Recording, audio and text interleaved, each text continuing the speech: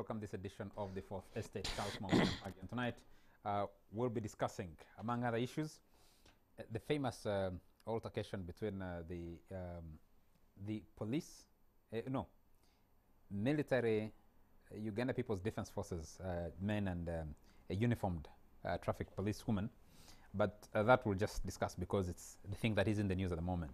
But we'll also be discussing in detail the COSASE report on the closure of banks by the central bank, which has kept a lot of interest among Ugandans since November when the probe was started, up to the release of the report. And has the report been underwhelming? Has it been overwhelming? The recommendations, we'll be discussing that. I also spent some time discussing the minimum wage bill. That's causing controversy because partly Uganda has, we are licensing people exporting labor to the Middle East. We haven't seen as much attention to what, as much attention from the government of Uganda to deal with the horrendous stories that have been coming from Ugandan young ladies that have been exported to the Middle East. But also internally, some people have been joking and asking, if I'm earning only 500,000 shillings, and you're telling me the minimum wage I should pay to a house help is 130,000 shillings. I've seen also a funny one indicating how much the deductions, because your what you get paid at the end of the month has a litany of deductions, including pay as you earn, NSSF contribution, whatever the company might contribute to you is listed out, is spelled out, and then what deductions happen on that money. But we'll be discussing that, though I personally think paying a fair amount of money to, a reasonable amount of money to house helps and other people, lower income people, is something very reasonable. But the practicality and the mechanics of it is what we'll be discussing. So let me introduce with me tonight is Kasim Kaira. He's Uganda, East and Central Africa Bureau Chief for Azam TV. Very nice to have you. Thank you very much for having me, Charles. We're expecting to be joined in this discussion. If you are still home and you're watching this show, the Honorable Anita Among, Annette, Member of Parliament for Bukedea, woman Member of Parliament for Bukedea, and you are the Vice Chairperson of the Parliamentary Committee on the COSASE Committee. Yeah. We're expecting you here. You confirmed that you'll be coming. We're waiting for you to make it, and we've been trying to reach you for the last, I don't know how, the last 1 hour. We're unable to get to you. Our producer, Joel Senyonyi, has been trying to reach you and is unable to reach you. However, you also haven't answered my phone. We're expecting you to join us here. I'll also be joined by one of our colleagues, a journalist, to help us navigate through this, but now he's got to navigate through traffic and get to us. People may not believe that there's a lot of traffic on a Sunday night, but when he joins us, we'll introduce him. Let me start with this famous or infamous altercation between the UPDF. Latest information is that the army has arrested the two escorts to Major General Matayo Kyaligonza, Uganda's ambassador to Bujumbura. Have you seen the video clip? Have you seen the photos circulating? Yes, I saw the photos. I actually did tweet and retweet them initially when they had just appeared in the very first instance. I think it has been a very unfortunate incident involving people in security forces. I mean, it's a traffic police officer trying to carry out her job. What we hear is that actually the vehicle that was in which Major General Matayo Kyaligonza was had made a U-turn in a place that it wasn't allowed to do so, and then the traffic officer had intervened and tried to stop them, only to find herself in this kind of situation. In the photo, actually, you don't sort of see probably the depth of it. The video does capture that moment when the woman is being held. She's being manhandled, for lack of a better word. I think it's very, very unfortunate. If you see how much I've seen some members of especially government officials, the Minister for ICT, Member of Parliament from Kibale, Kamwenge. Yes. Is that Kibale East constituency? The Honorable Frank Tumwebaze are saying this is should be taken at an individual level. Yes. I've seen other government officials trying to push that line. The army spokesperson as well, The army Brigadier spokesperson, Karemire has yes. come in. You see a lot of activity on social media, on Twitter, on Facebook, on WhatsApp. People trying to push back and say, look, treat this as the action of an errant individual. Yes. And that errant individual are not the guards to Major General Matai Chaligonza, but Major General Matai Chaligonza. Someone was joking just before he came in that the general, she thought that this general was actually a sympathetic passerby, an elderly, respected gentleman who found this altercation and closed in like an onlooker to try and understand what was going on, not knowing that he is actually the gentleman at the center of this. What does this say? No, I think it's, I mean, you've just put it very well. Look at social media and how it is responding to this. I mean, we've spoken about Twitter, but get to WhatsApp and see. And especially now... I've followed actually more on WhatsApp on than WhatsApp on Twitter, because than it is on Twitter. I saw it on Twitter, yes, and the video is available, yes, and it's been circulating. Yep. There's a second video that's circulating, which is of the lady police officer herself, yes, explaining herself. She's quite looks quite intimidated. She is very intimidated. No, yes. Actually beaten when she appears to be like at a police station. Yes. When she's narrating her ordeal, yes, and saying they were trying to pull off my rank from me. Said, if this is what you want, I will not let you take it. Yes. No, I think it's more the timing of this. We've just had, it's only last week. It's only last week that we had the army promotions, you know, the UPDF being spoken of being, you know, very intelligent, very professional, very well respected. And then within that time when this is just sinking in, this kind of incident comes to happen. It's been picked up by politicians as well. So the discussion that you see, you've just spoken about Honorable Frank Tumwebaze, sort of exchanging words with Chairman Mao, Norbert Mao, because Chairman Mao just throws it onto the NRM as a system that this is what it is depicting. Honorable Frank Tumwebaze is coming up strongly to say this should be an individual thing. But then, as you've explained as well, the individual thing now should have fallen on the person on whom actually the case began. Yes. Arresting the two escorts to the general do not answer the question of what actually happened. If they did whatever they did in the presence of the general and he did nothing about it, in fact, probably supported it, because if he didn't intervene in a way that would have stopped, they even actually in this video that you're talking about, they were trying to arrest, to get the person who was recording the video, because they were in the car, and you see them sort of dropping the phone down, but continuing to talk while, you know, you can hear the audio, but the video is no longer there. I think it's quite a very unfortunate incident that these are some of the situations where you have to protect the image of the government or the image of the army in that particular instance. How do you protect the image of the army? And I'm hoping if Brigadier Karemire is watching us, should call in, or someone else should call in, a government spokesperson or an army spokesperson. So Lieutenant Deo Akiki, if you're watching, please call in and share with us what exactly, how you're dealing with this. Because what has happened, where I see people going on the defensive, especially government types, the other people are pulling out videos of other incidents, yes, involving the military. Yes. One incident, I don't know when it happened, but it's that lady who's being arrested, and there is police, there is a uniformed military officer trying to throw her onto the pickup. Yes. They actually, she's undressed for the in top the part. process, yes. No, she's undressed on the top part when the video begins shooting. But when she gets onto the pickup, someone is trying to push her to go under the pickup, not to sit, because she sits for a moment, and then they're trying to push her under, and she gets undressed even below.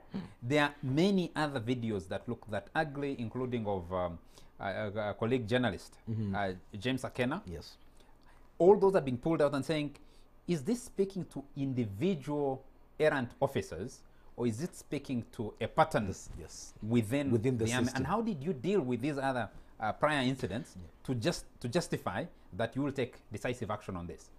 I think that's where I was actually having my own reservations. Actually, on the tweet, because Brigadier Karemire says they are investigating, they will reach the bottom of this. Unfortunately, when you have such a hype, what happens is that in the first instance, you get these particular responses, we are going to investigate.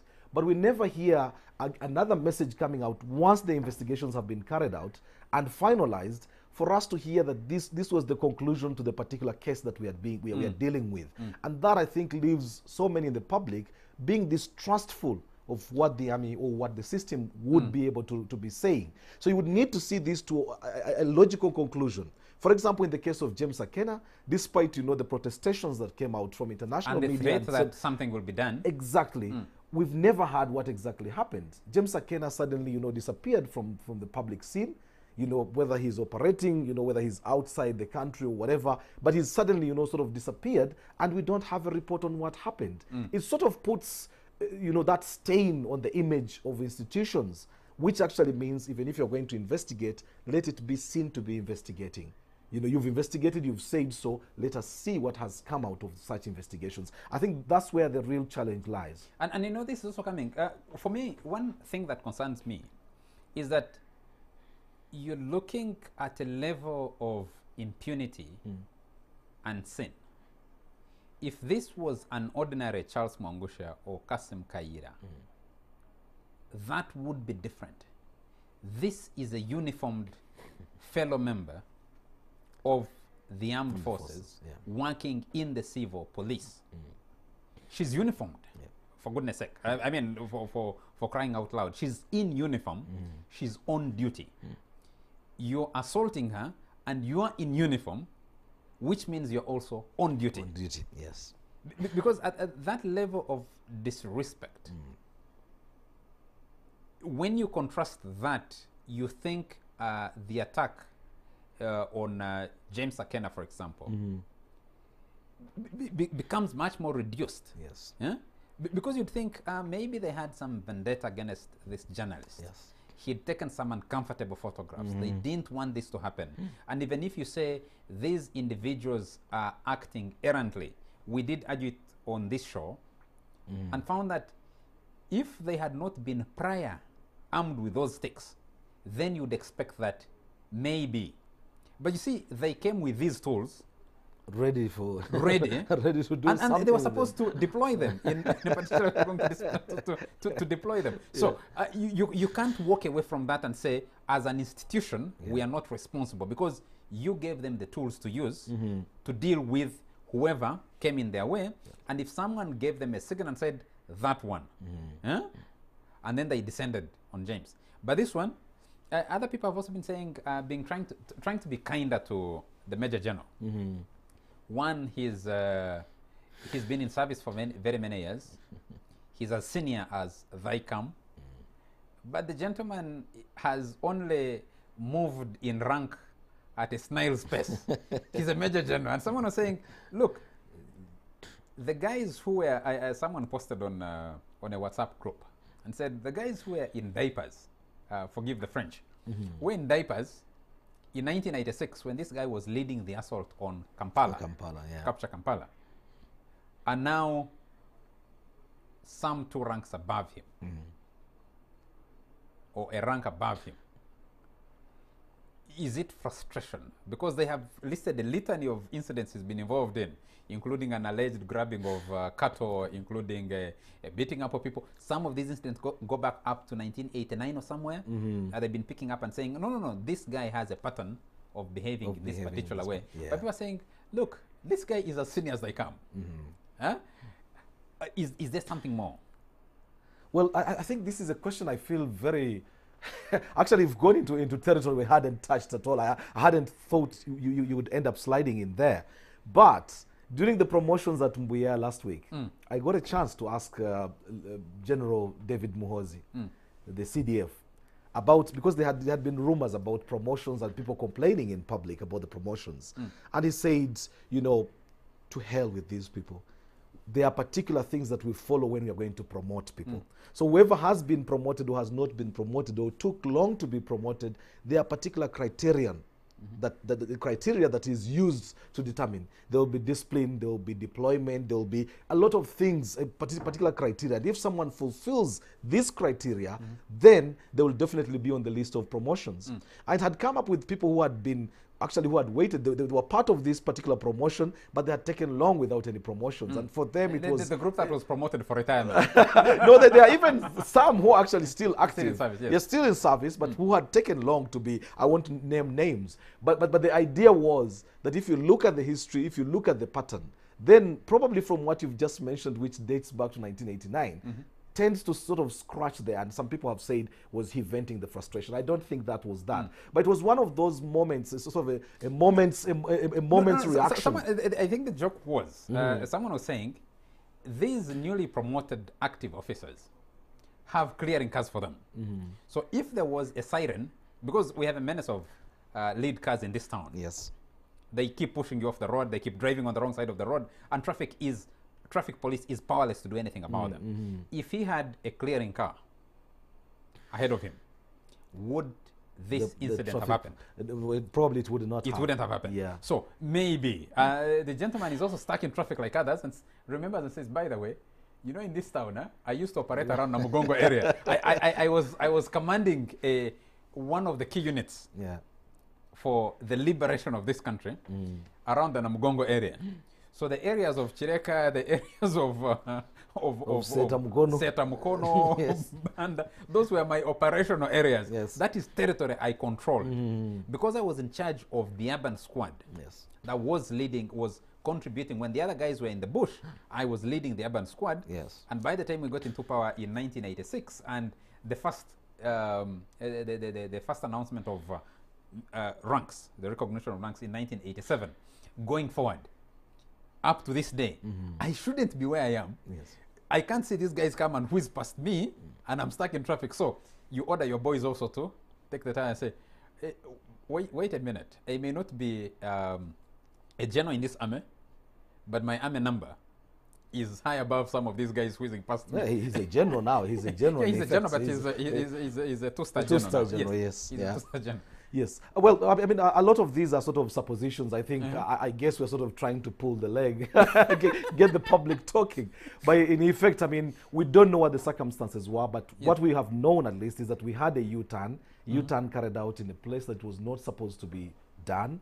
And then where we ended up was a traffic police officer comes in, stops, and then this is where we ended up with the altercation. I think it sends a bad message, a bad sort of signal, because for the traffic police now, I wonder then what, because even for us, the ordinary citizens, the ordinary folk, we saw the military, yes, but I'm just thinking about ordinary folks, you know, what would happen? Will we have respect for such officers when we've seen them getting treated like that? Because the next thing is I'll pretend to be an afande like many people do when they get there. Do you know who I am? You know that sort of language. It's more the message that it is sending, the sort of precedent that sets. Because we've had situations where we've had altercations, yes, perfectly fine. But this one here is you have two military men, you know, military police guys, going for a woman officer. You know, there's that. There's no way you can actually avoid that. I don't know if production has the video clip. We could play it as we take the break on this. But you see, I have sympathy for especially the traffic police. Yeah. They are the most unappreciated of our servicemen and women. Yeah, true.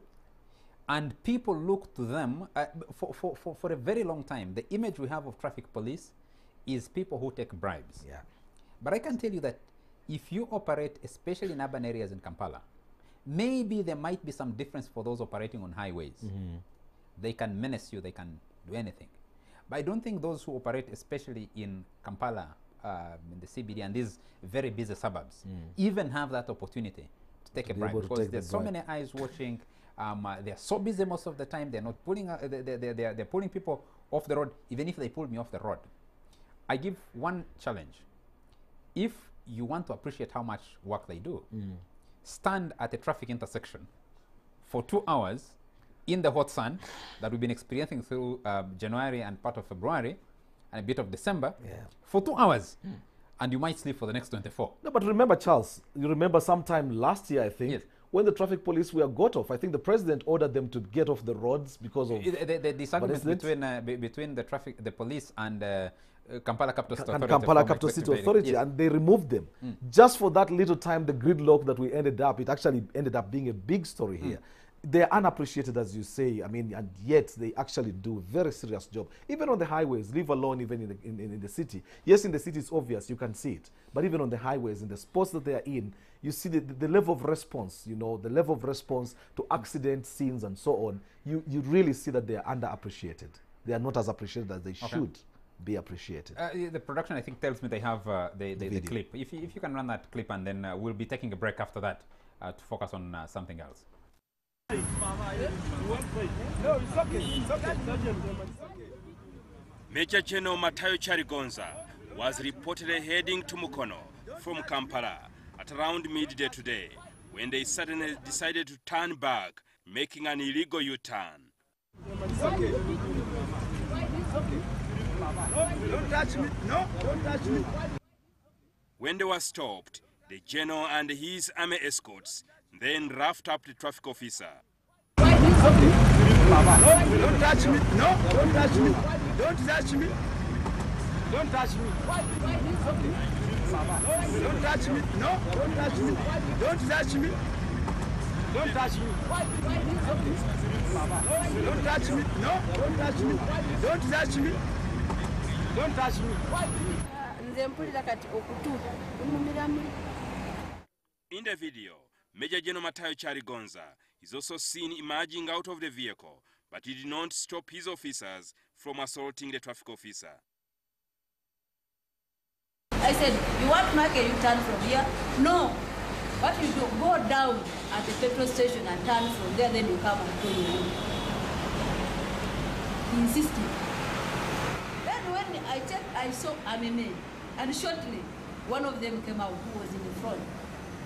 Seconds, another one came out, said, we want to pass here. I said, no. A UBC journalist, Peter Otai, who was at the scene of the incident, attempted to capture the situation, but was also roughed up by Charigonza's bodyguards. After them kicking me, this other one picked up a sword. It's not, I can't call it a bayonet because the bayonet is small. This was a sword that they use for marching. That's the sword they pulled out. And the person who pulled out that sword was Okurut. He swung the sword at me. I thought, basically in my head, I thought it was a baton. So I jumped away. It passed and fell down. It's not until that it fell down is when I realized that it was a sword. Now, in the process, they cocked their guns. And when they cocked the guns, they thought I would move away. But I insisted telling them what they were doing was wrong. Afterwards, they entered their car and decided to drive away. That's when I picked up my phone and began taking photos. The two soldiers were actually walking on the road like commandos, yielding their guns in the air. Namaganda has filed a case of assault against Major General Matayo Charigonza, along with his 2 military officers. When he came, said, why are you blocking us? I said, no, I'm not blocking you, but your driver knows why I'm doing this. He said, who are you? Who is you? You sergeant. I said, it's good, you have seen I'm a sergeant. You sergeant. In response, the Director of Traffic and Road Safety in the Uganda Police, Dr. Stephen Kasima, and the Army spokesperson, Brigadier Richard Karemire, have condemned the action. Behavior I'm seeing in the picture can amount to assault and many other charges. So CID is going to investigate the file with a view of taking the necessary action. Whether there are some people who are above the law and some are not above the law. But as far as I'm concerned, this is not the first traffic officers have been assaulted in a similar way. Our police officers have been assaulted. They have even been knocked to death.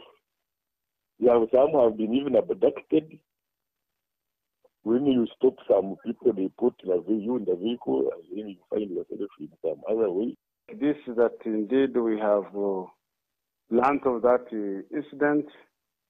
It's very regrettable. It is an UPDF.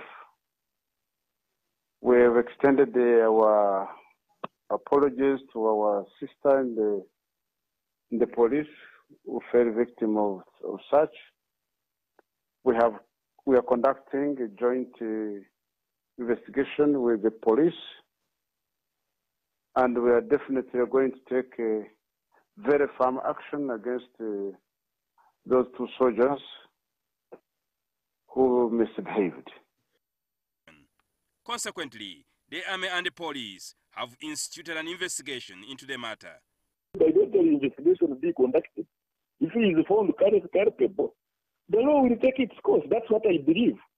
If he is above the law, then he will be exonerated, even tomorrow, because they are independent witnesses. Our file may be ready by tomorrow for this traffic offense that was committed. But as far as the criminal investigations are concerned, I cannot speculate. However, Brigadier Karemire said there is no evidence pinning Major General Matayo Charigonza in this matter. Retired Major General Ambassador Charigonza, according to the picture we've seen, there's nothing clearly showing that he was mishandling the police lady. At least we've seen the two soldiers.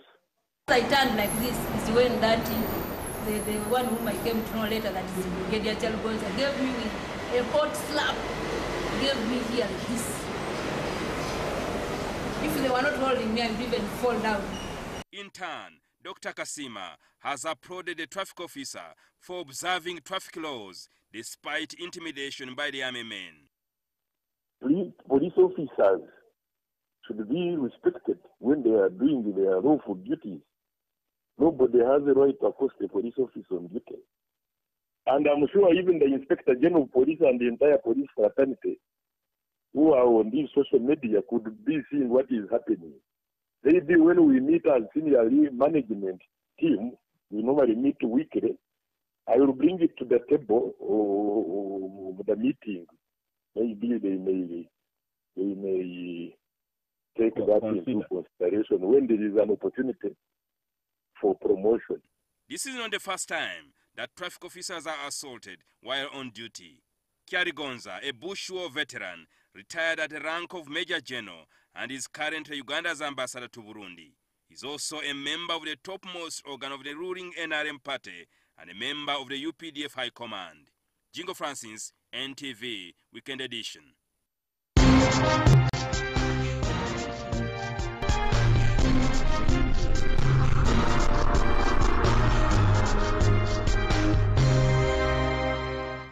You're still watching the Fourth Estate, and we're also still waiting for the Honorable Anita Among. She indicated she was on the way, but a bit far. We don't know if she'll make it into the studio. But we have another member of parliament, Arinitwe Rwakajara. He's a member of parliament representing workers, and he tabled the minimum wage bill as a private member's bill, and it was passed by parliament last week. Among others, it recommends that the Labour Minister will be required to put in place a minimum wage board. It also recommends, or the law states that each sector will have a different minimum wage.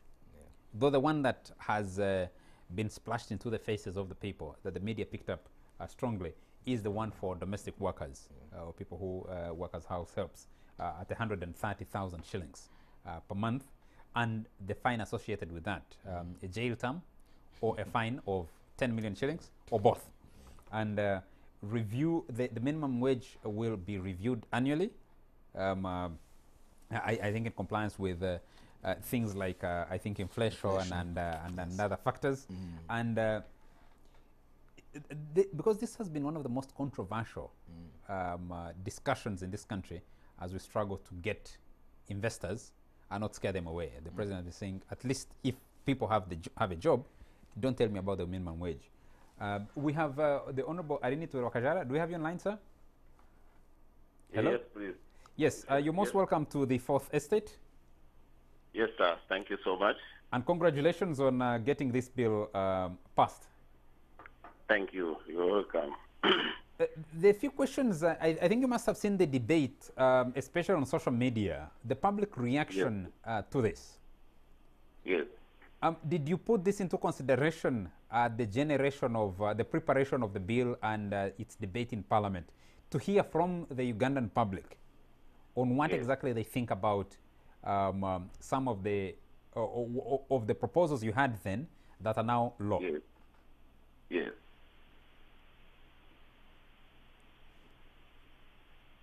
I'm listening to you, sir. Yes.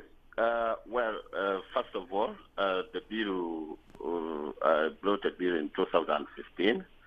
It was forwarded into the Committee of Gender, Labor and Social Development. And then it was processed. The benchmarking was done. And at the end of the day, it was tabled. The report was tabled in Parliament, and it was debated and passed. And you correctly mentioned what exactly entails in the bill. It creates the law creates a representative board, and mark this, a representative board. This board will have government side. This board will have employers, and this board will have employees. And this board is the one, after thorough research of our economy, considering all factors that affects the employer, that affects the employee, and the government, then that's when they will come up with minimum wages. You clearly also said that it will be sectoral. The board will sit and determine our economic sectors, say agriculture, education, and mention many sectors in our area. Then they will determine according to the sector. You don't determine minimum wages across the board. And what I've been reading on social media, debate in public, about 135,000 for housekeepers. I mean, I don't know where it is coming from. The bill clearly states that the board will sit and determine minimum wages according to sector. It will say house helpers. That includes shamba boys, house girls, and whatever. Depending on the assessment, they say minimum wage for the worker, for the house helpers will be maybe 50,000. I don't want to predict. Or they will say it is 100,000 or 20,000, depending on their wisdom and research that they have conducted. Then they will determine minimum wage in that sector. They will go ahead and say private education, maybe teachers in private education. They will pay the minimum, the starting point of their pay should be this.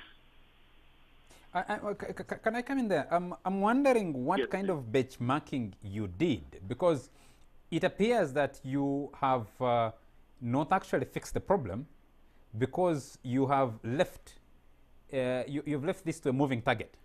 That's what I was actually thinking. Honorable Wakajara, probably I might just add in there, just to say that probably would we have celebrated too early, because it sounds like we have a wage bill, we have a minimum wage bill that has been passed, but we don't actually know how much the wage, we don't have a wage the bill minimum yet. wage is going to be.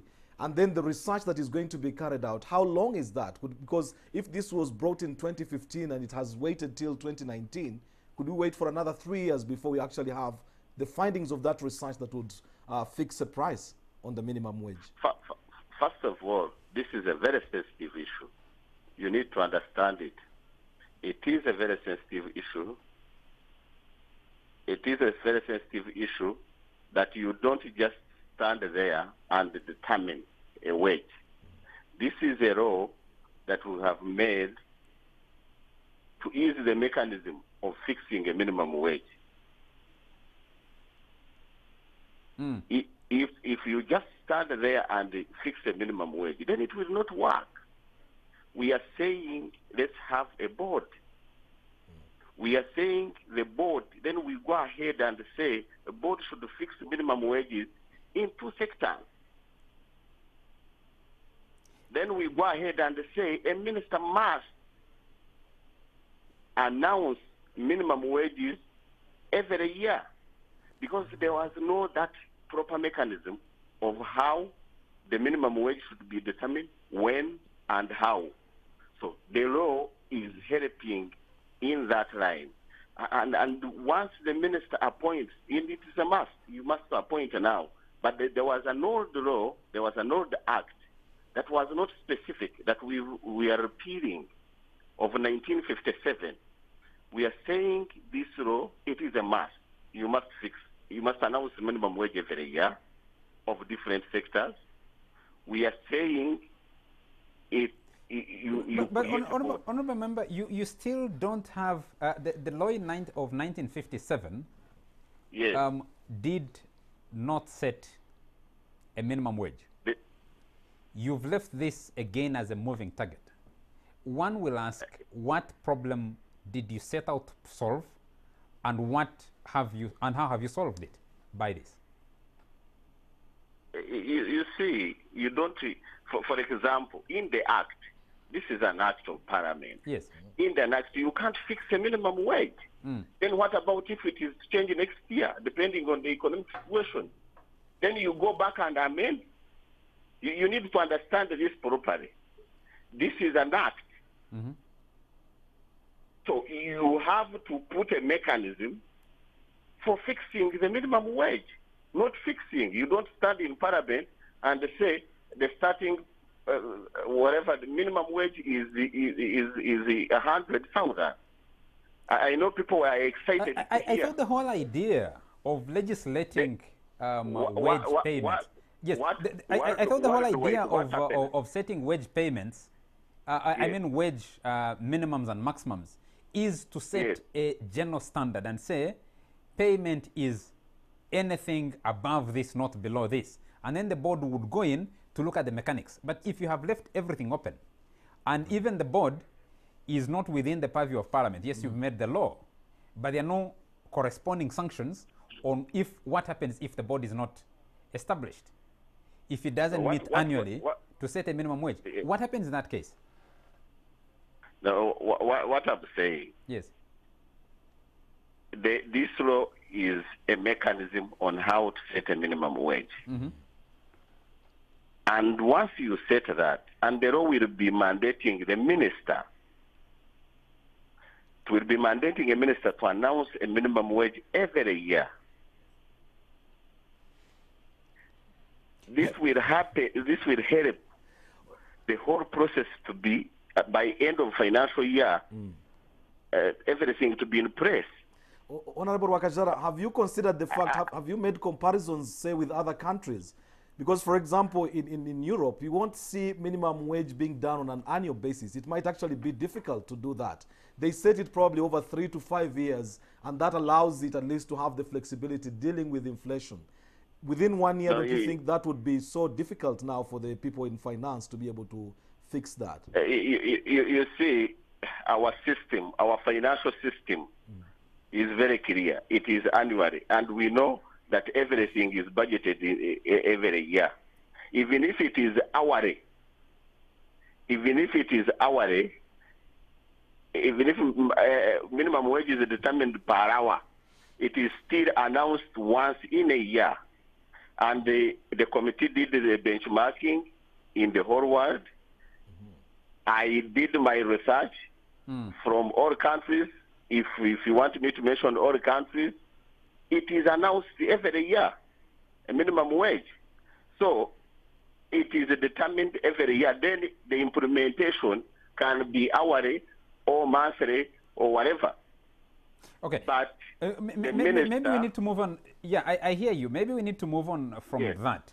Part of the discussion after the bill was passed in Parliament was that you have a country where real unemployment in real terms is very high.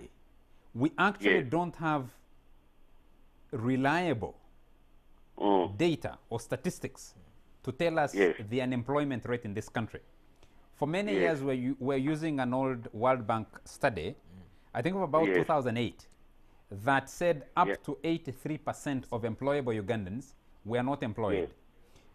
Have you thought through, or did you think through the implication of this law on employment numbers in this country? Yes. The problem with most people, I don't know how they rate the two.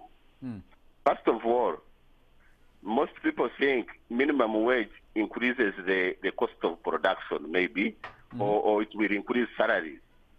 Minimum wage does not mean increasing salaries, for God's sake. It is a guarantee of a worker where he should start. Remember, this board is a Ugandan board. You are not going to bring foreigners who don't understand the situation in the country, and you just make them board members, and then they start deliberating on how much someone should start from. And I said it in the start. It is a representative board. Employers, employees, and government. What does that mean? They will sit and make proper analysis, then fix. There is no question there have been exploitation. There is no question someone would start work and spend a whole year without knowing how much he's supposed to earn. There is no question that some foreign companies come here, get free land, get tax holidays, buy food from their own country, and they don't pay labor. And they carry everything that they have made here back. So at least let's have, and you know, when there is no uncertainty in the sector, then everybody takes advantage. What we are saying, it is not increasing cost of production. It is not increasing salaries. What we are saying is to be known how much someone should start from in a certain sector. And then after that, and we know someone will earn. And you see, when it is not determined, someone wants to maximize profits 100%. Therefore, he will make you work for 1 week, and when you ask salary, he brings another one. When you ask salary, he brings another one. That the other one was asking 1,000. For you, I've been paying you 2,000. Now I've got someone 1,000. Then the other.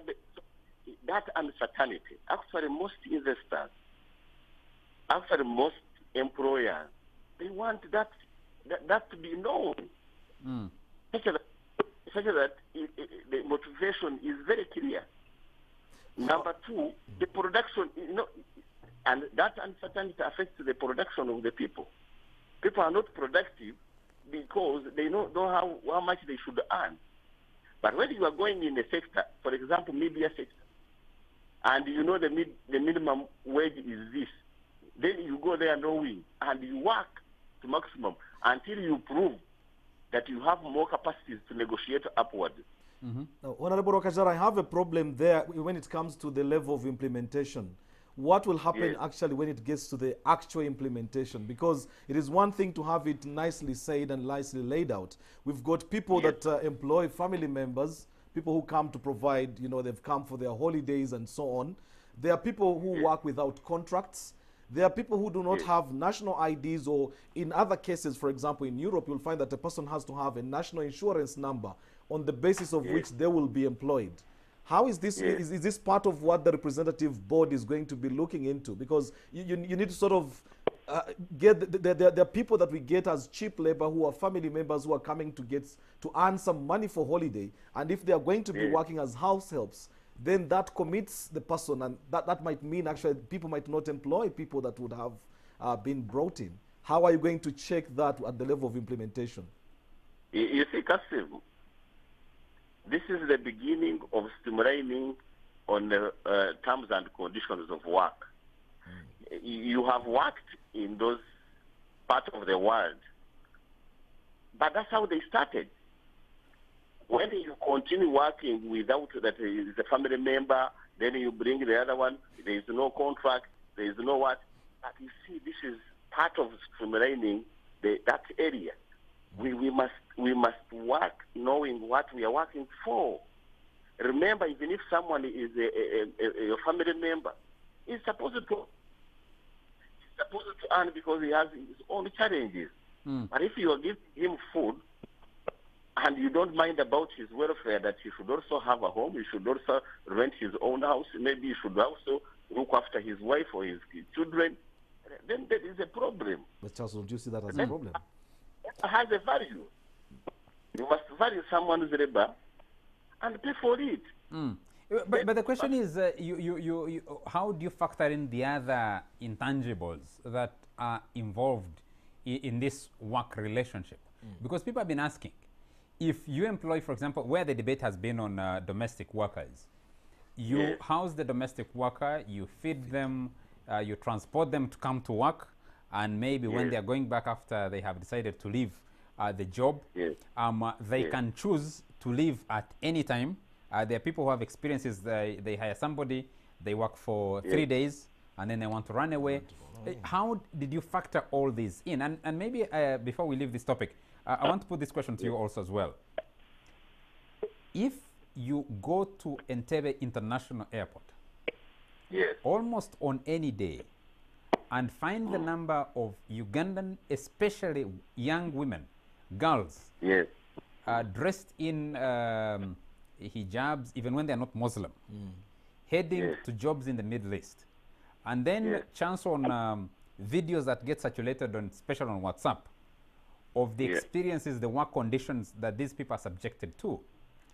And almost there's been a dearth of discussion in Parliament where you represent workers on this labor export thing.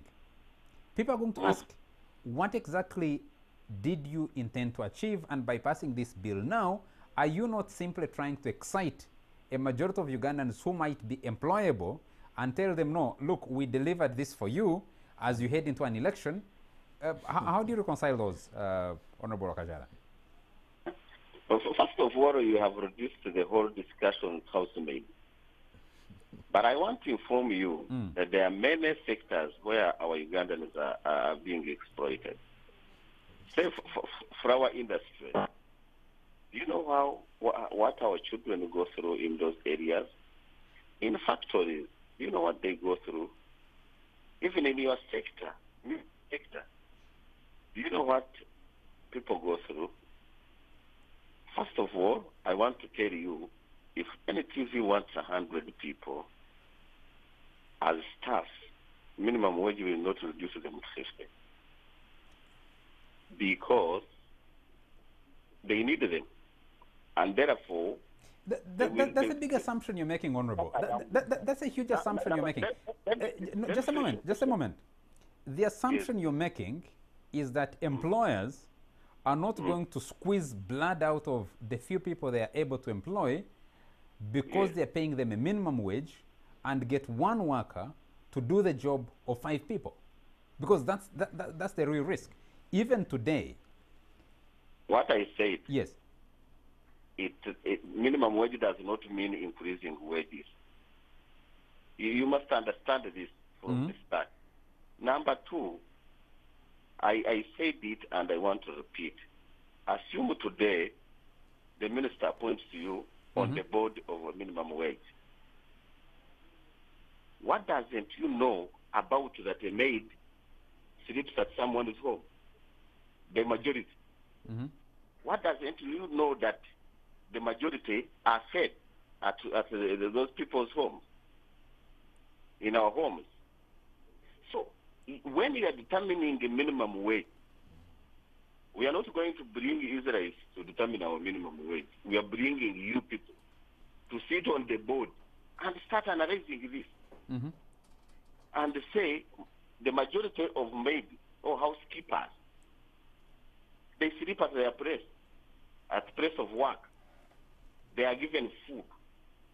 And then you determine according to the situation you are seeing. On the issue of externalization of labor, my brother, this is a world trend. You cannot stop. Actually, before I was born, I found people going for change. The time I came in Kampala, I would see people coming from London and over Christmas and all that and other places. Today, they are going in Arab world. So you will not stop that. However, we are saying those who are here, and actually that cannot mean that you are going to push more people outside. Not at all. No, What no, no. we I'm are saying, I'm saying, how have you as Parliament responded to the concerns of those Yes. who go outside and are maltreated? Because and mistreated and cheated and all that. Yes. I think that is a different case. Yes. And I'm coming with a law on externalization of labor, which must be clear. If we are taking someone, how are you taking this person? Do we have a labor attaché there? Does this person get enough training of the contract that is going to sign? Does this person get enough training of the culture that is there? And we have been struggling with this, but with absence of work. For example, we forced all of them that everybody must go through training, pre-departure training for 1 week at least. So this must be legalized. Everything must be in the law, such that when you take someone and is mistreated, then you must be responsible. And that's why even there is a security when you are registering a company, exploitation company of labor, there is a security that is there. When everybody is stuck there, then it must be returned. But you appreciate the fact that this has turned into some kind of industry. And if you could just hold it a moment, and I turn this to my colleague Kasim Kaira, because we are now only interviewing you and not discussing. But Kasim, you see, this has been turned into an industry. It is. Companies are opening up every single day. And given our history, people are asking, isn't this a reintroduction or the reincarnation of modern day slavery? And I haven't had government respond adequately to that. Personally, I have no problem with people seeking employment wherever they can find those jobs. If they can find better money in the Middle East or wherever, well and good, they can go and look for that money. But the question that you actually now almost voluntarily taking people into conditions that are almost slave-like, that people are being exploited. They are made to pay registration and certain fees, passport processing, visa handling, and other things in the name of getting a job. Ugandans are concerned, and we're conscious, especially as black people, that we were raided before by largely Arab slave riders who collaborated with local people here, local chiefs, grabbed people and sold them into slavery. These ones are supposed to earn something, but you're told that I never earned anything because I was told I was still paying back the cost of the money that had to be paid back. I think to be fair to government, I think the initial phase was kind of haphazard, and this is a story that I've really followed very closely on. There was a very haphazard manner initially of taking people abroad and getting them into jobs. Most of the people that have been suffering, if you actually investigate, a lot of the times are people who go in through private means. It's an individual who takes them through Nairobi, then from Nairobi they take them on to Oman, across the border, it's Muscat, it's Saudi Arabia, it's Kuwait. People who have gone through those channels have actually ended up in easy to prey on because then they don't have any fallback.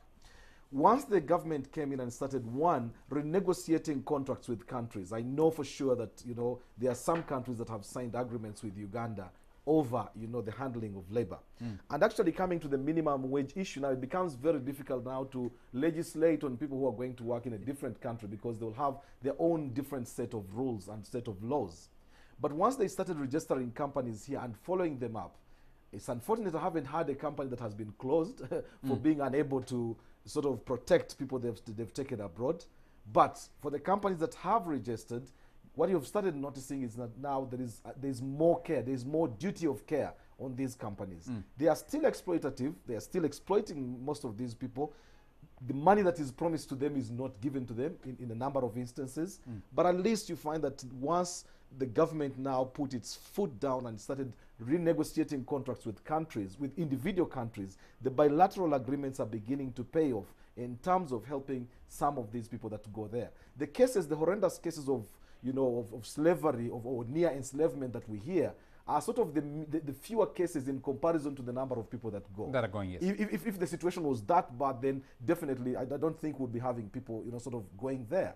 You get into their discussion forums online and you see the kind of discussions they're having. Some of the people have contributed to the problems that they find themselves in. And that is not in any way to underestimate the kind of troubles that they've gone through. But once the government put its feet down and it started following up on these particular companies, there should be an assessment process, a sort of a continuous process of assessing how these companies are delivering on these particular promises. And then the government should at least, or at a government-to-government level, be able to address some of these particular concerns that have come out. We need to be taking a quick commercial break, and before we take the break, Honorable Kajara will give you an opportunity to respond in closure, but I'll read for you two messages. One is from Peter Wamboga Mugiria, and he says, in many legislations, Parliament, for instance, sets fines against offences as currency points, not stated figures. The same should have been used in determining the minimum wage in the law. If this isn't possible for wages citing issues like inflation, why is it possible for offences which are punishments meant to be deterrents against committing crimes? But broadly, Honorable Kajara and his colleagues should make a policy shift from private sector-led economy to state-led national economy to obligate the government and Ugandans to build their economy like South Korea, China, and Singapore. Before we had an infant economy, today, private sector, which itself is infant, unprepared, narrow-minded, on quick profits, instead of building a firm economic ground on which to anchor a young economy like Uganda's. I hope you understand that message. I'll take a message also from Bernard Mpeirwe, who is in Rubaga and watching us, says, if I am using workers to implement contracts which were outsourced before the bill was passed, and in my costings, the wages for workers were less than the minimum wage for that category of workers, and yet the contract is still running for, say, another 3 years, what will happen? Will the government vary this contract upwards to accommodate the increase in wages of my workers? I think the right way is to set the minimum wage and give us like 3 years for it to take effect, so that we plan accordingly as we bid for near future contracts. This affects construction, cleaning companies, etc. And then he adds, you find a company that has government contracts and is employing 1,000 casual laborers, but paying them 120,000 shillings per month, based on their costings they made during the bidding process. It becomes hard to change their wages in case the minimum wage for that category is put at say 150,000 per month, because it has a cost implication on the contract yet the contract is still running. Can you respond to Bernard Mpeirwe, please? And then we'll close this. Thank you so much. First of all, it is true we are in a private-led economy, but even private-led economy, it is regulated, for God's sake. Number two, this is why this is what we are saying from the beginning. If you stand here and set a minimum wage without proper discussion, you know the employers have their association. So they will bring and say, for us, we have running contracts that we have already signed for 2 to 3 years. So what do we do in the board? And therefore, all those considerations must be taken in consideration. So that is very simple. I agree with their concern, but this is why a board must be in place and all these issues be discussed in the board. Okay. Thank you very much. Externalization of labor. Yes. Let me comment on the externalization of labor. I want to thank the ministry, specifically Minister Mukwaya and Gilman. They have tried to regulate this sector. It is a lucrative sector that people have been, as Kasim said, people just rushed into it, and the people were moving without contracts, without knowing where they are going and what. But the minister has gone ahead and signed bilateral agreements between those governments and our government. They have even appointed someone to represent the government in some of the countries, but we are saying that we must have labor attaché responsible, deployed by Ministry of Labor, and those agreements should be very clear. People must be prepared from here, and even when they are returning, they should be having a return desk because they come back with a different culture. So we must know which people have come back to our society, from which country, with which character or which culture, and then we manage. But externalization of labor worldwide, it's unstoppable. We need just to come in and regulate it again. Thank you so much. Thank you very much, the Honorable Arini Twerwakajara, Member of Parliament representing workers. We'll take a commercial break, and when we come back, we'll be concluding this discussion. We will tackle a little bit of the COSASE report, though we haven't had, we don't have the Honorable Anita Among joining us, but we'll come back to that in a moment.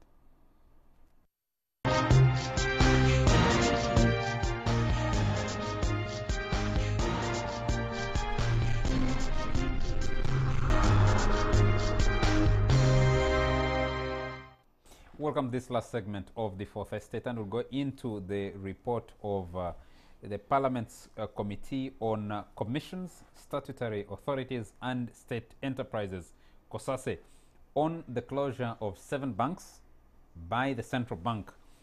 These 7 banks, I want to read from the report. I'm doing something like... Yeah? It's TFA, it's no, ICB, it's Greenland. I was trying to open the papers, and I remembered a GIF that was running some years back of somebody appearing before a Parliament committee on an iPad. TFA Trust Bank, International Credit Bank, Cooperative Bank, Greenland Bank, Global Trust Bank, Uganda, National Bank of Commerce, and Crane Bank. Kasim, you attended a lot of the hearings.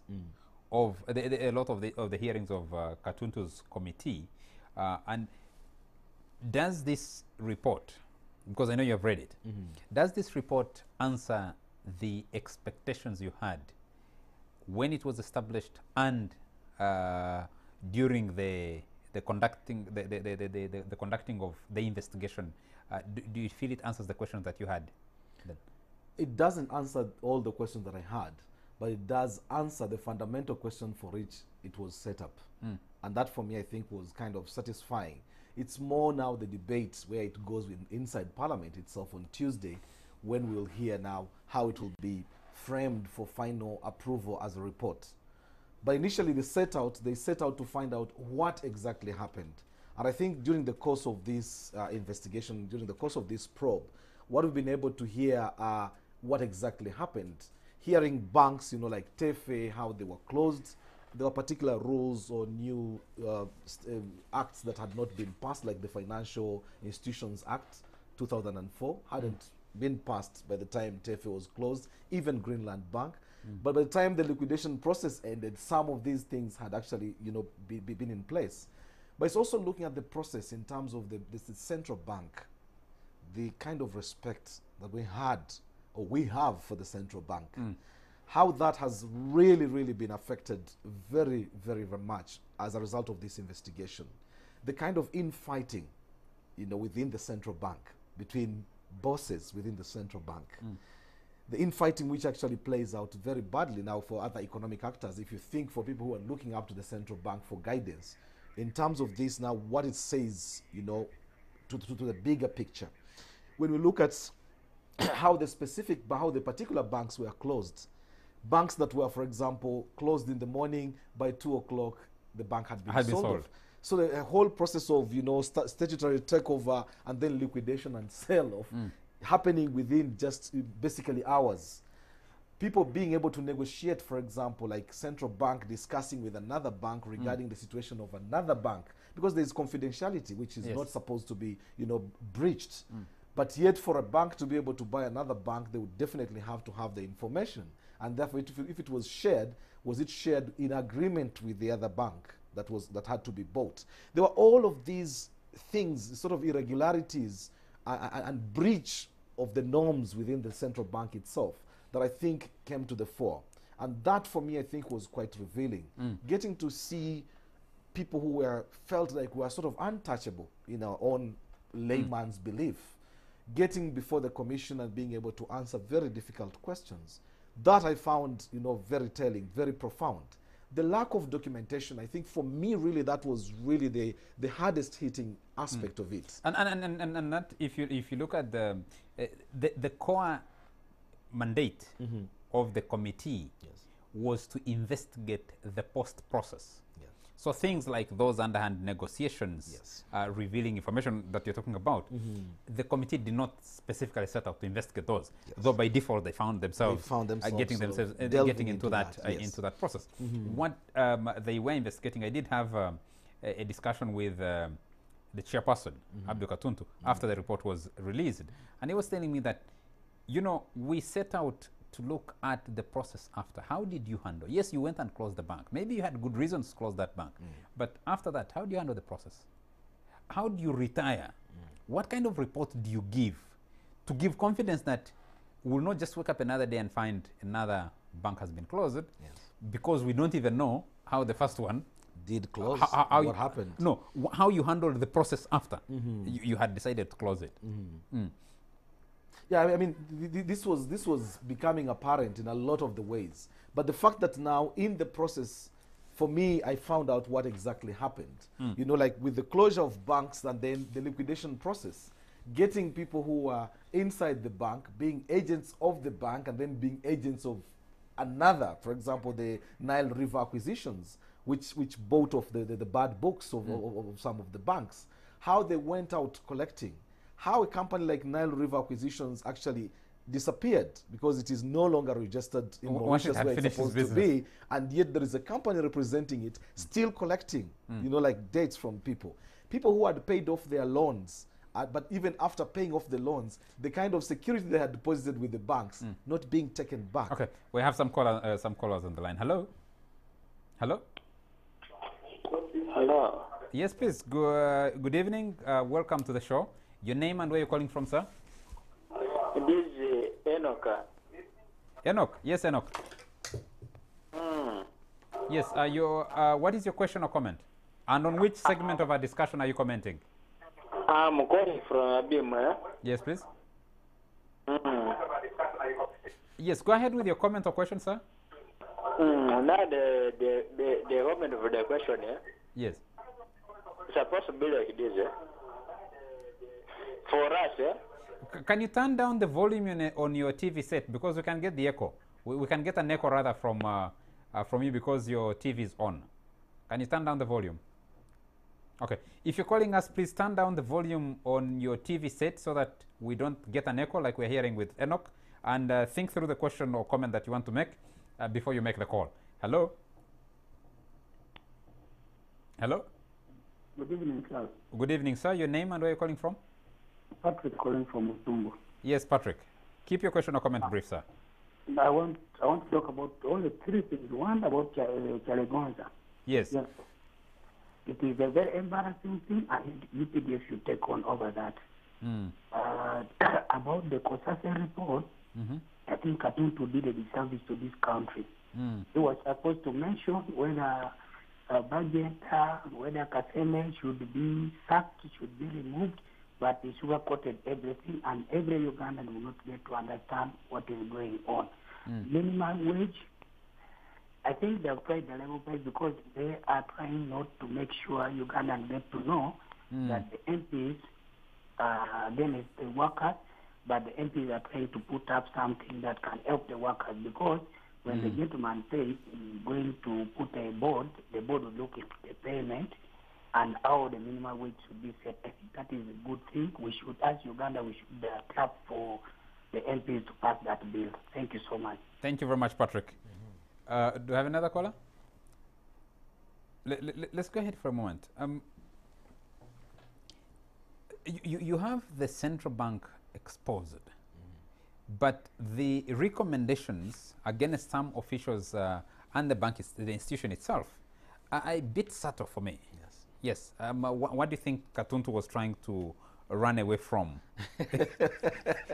framing his recommendations in that manner. Back to social media again, if you hear the fray of accusations, I think the last caller has sort of put it the way it is playing in the public, which is the fact that, you know, the Katuntu Commission, Kosase, did not name names. Because the idea was, one of the recommendations is that some people should be followed up individually in their individual capacities on their failings in terms of what happened. Without naming those individuals. Without naming who the individuals are. Let me pick a caller. I'll come back to you in a moment. Hello?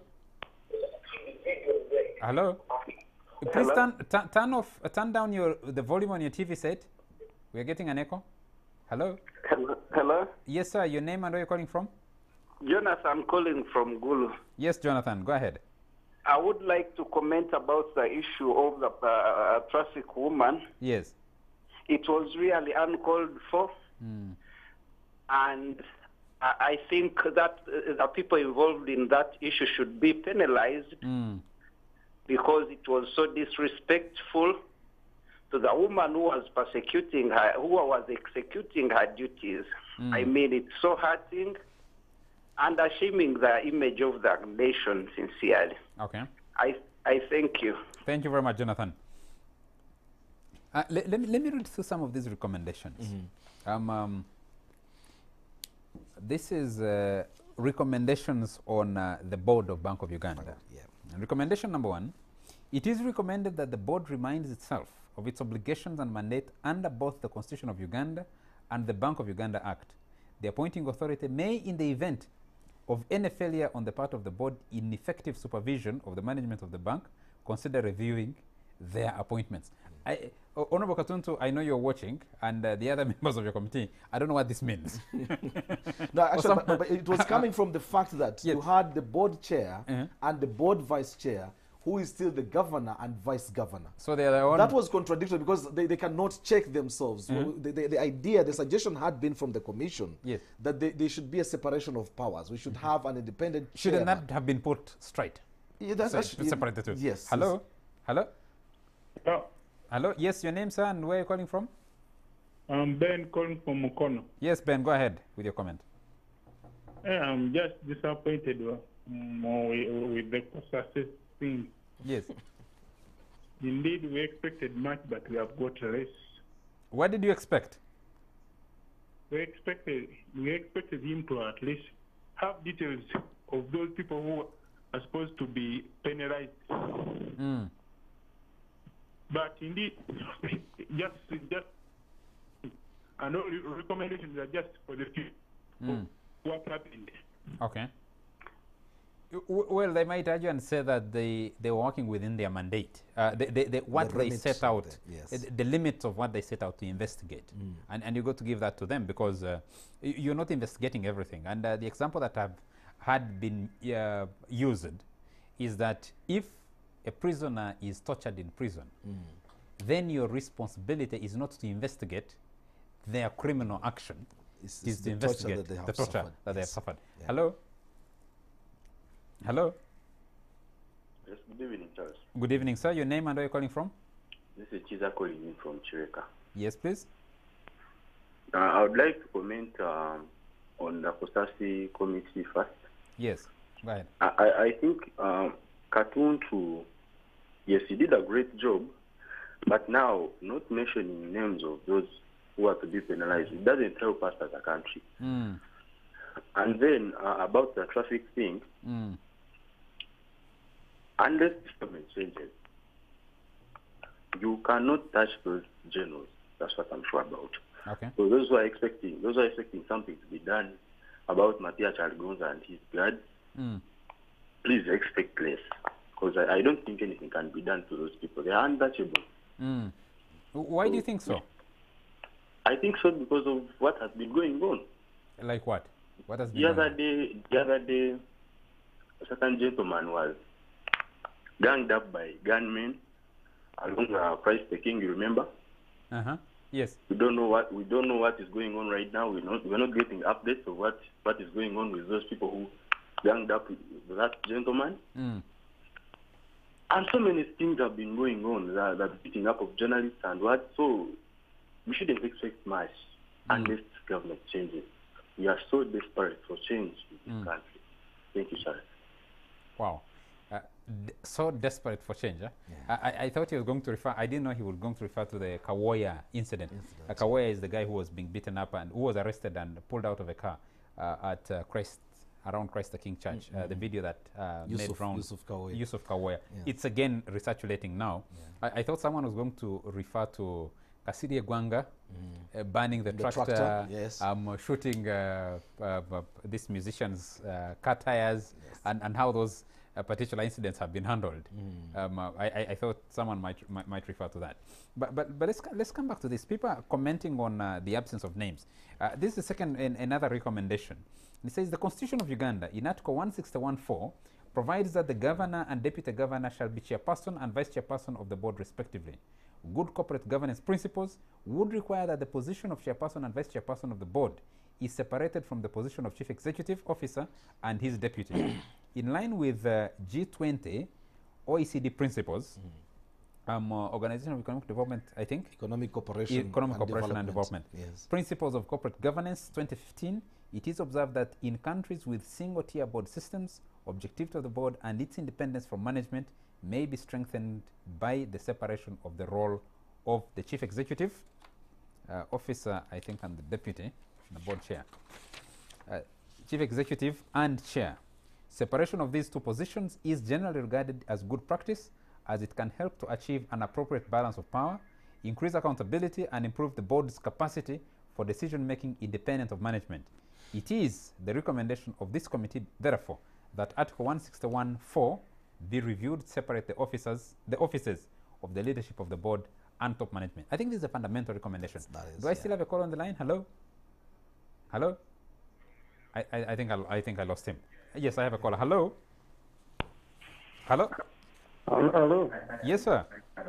Hello? Yes, sir, you can hear you. Please turn down the volume on your TV set. I'm calling from Hoima here. Yes, you're listening to yourself. Turn down the volume on your TV set. I'm calling. Hello? Yes, we can hear you now. Okay, then I'm calling Frank Benon Sentaro from Hoima. Yes, Frank. Cooperative officer. Yes, please. What I want to know economically, how to send talk of minimum wage when the economy is liberalized. Okay. The ministers are getting even more than the civil servants are getting. How do you set a minimum wage? And then you call it liberalized economy. Thank you. It's going to cause unemployment in the country. It's very wrong. Thank you. Thank you, Frank. Please respond to that. Well, I was actually thinking he raised a good point, because assuming, Charles, you're earning more money than I do earn, and yet we are both employing house helps or maids. If we have a minimum wage, I'm requested, by law, yes. I'm expected to pay the maid the same amount that you pay, yet we are getting these salaries that are totally different. How are you going to work out that when, for example, a maid that works at the ministers and a maid that works at Chelsea's or at Kasim's, how are you going to do the separation? With well, that? I believe Arinito is still watching us. Hello? I have a call. Hello? Hello? Hello? Hello, Charles. Yes, sir. Your name? You're speaking to Simon Chris Makang. Simon, yes. Go ahead, please. I'd like to comment about the Kosasa and the content report. Sure. As a Ugandan, I feel a bit so disappointed. Though I had so much hope in the Kantuntu and his follow-ups and the committee. But to me, how I try to analyze it, it's an amplification of the Auditor General's report. Because if you look at the Auditor General's findings, they're not so much different from the Kantuntu's report. And maybe what we expected him to name names, and those that were involved, rather than naming individuals, saying that Bank of Uganda officials. We expected him to mention names, those that were involved, and now the question is, what next? If we cannot find papers, the documents into which the banks were sold, what is next? Okay. That is the question that we want as Ugandans to be answered. Yes. Thank you very much. Thank you very much, Simon. Yeah. Can I take that call? Hello. Hello. Hello. Yes, sir. Your name and where you're calling from? I'm called Isaac Lovett from Entebbe. Yes, Isaac. Keep it brief. Yeah, there are clear indicators that was compromised. Yes. Hello. Yes, we can hear you. You're claiming that the committee was compromised. That's a serious No, allegation you're making. Katutu as a person. Uh-huh. One, other opposition members who had adequate information about the issue.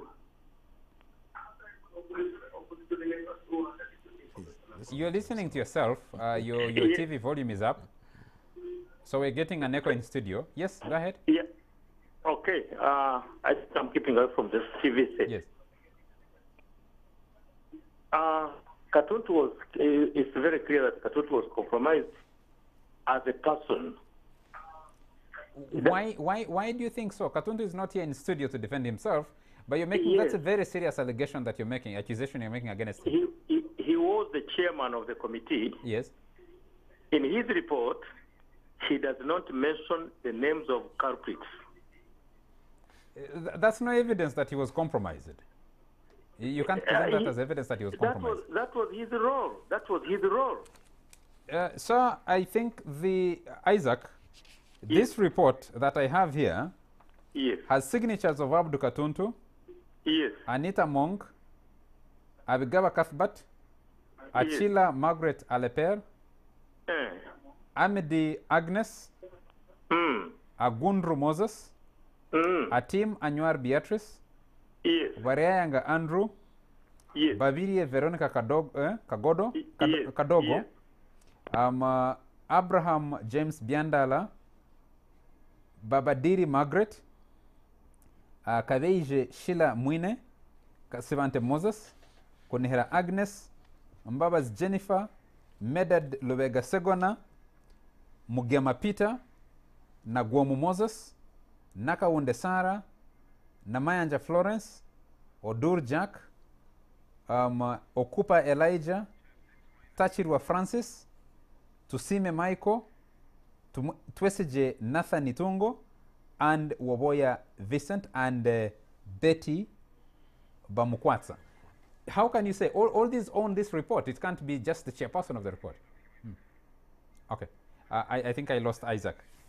Our time is out. We need to be getting out of here. Let's just come back and conclude this. If you're still trying to call us, I can hear there are callers online, but our time is out. We need to get out of here. It's 11:30. Kasim, this report, if you read deeper, maybe people need to appreciate it a little bit more. Maybe we'll understand it better. Maybe the mandate.